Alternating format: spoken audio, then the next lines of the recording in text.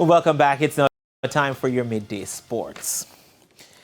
Now, Mona High will look to make it 7 wins from 7 when they battle Camperdown High in the second game of a doubleheader at Excelsior High School as action continues today in the Issa Manning Cup. Also from Group E, Wolmers, who have now lost 2 games on the bounce, will host Papine High, while Kingston High will play Hydel High at Breezy Castle. The opening game at Excelsior will come from Group B as third place St. Jago face fourth place Holy Trinity. Also in Group B, table toppers and many-time champions Jamaica College will travel to face Cedar Grove Academy. The lone match from Group D sees Jonathan Grant playing Spanish Town High at the Spanish Town Prison Oval.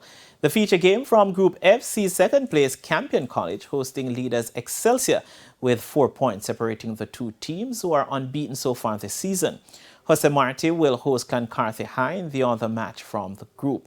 All games kick off at 3:30 p.m. except for the matches at Excelsior, which will commence at 1 p.m. and 3:10 p.m. respectively.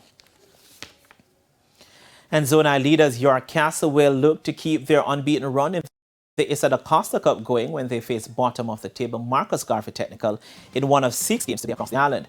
York Castle currently sits atop the standing with 13 points from 5 games, with their only blemish coming in a 0-0 draw against Brownstown in match day 2.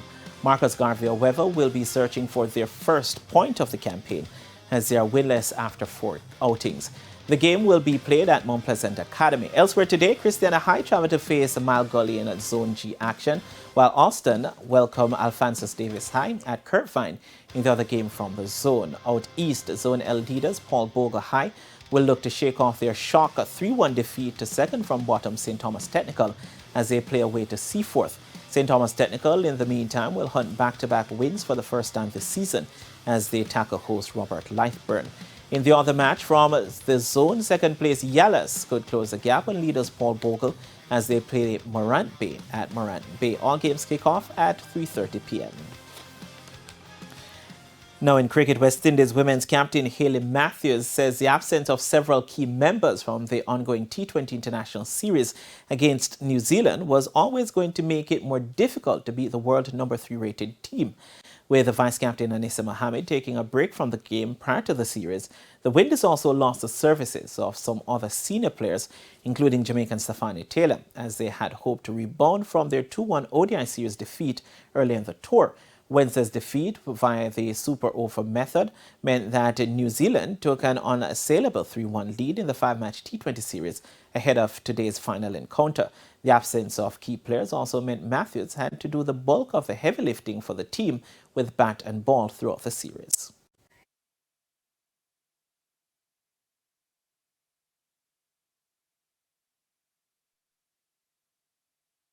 I wouldn't necessarily call it carrying the team. I think as an experienced player, you're expected to go out there and perform well. And I just try to go out there and do what's expected of me every time. The girls have been doing a really good job of supporting me. Like you mentioned, we've been missing a lot of players. Having Shakira Selman and Chanel Henry out today. I'm missing Shemaine Campbell and Stefani Taylor for the entire series. So, I wouldn't necessarily say there's a lot of pressure. The girls have been doing a fantastic job working with and around me. And I just think that is a era and I guess a time that the girls have the opportunity to do a lot of learning.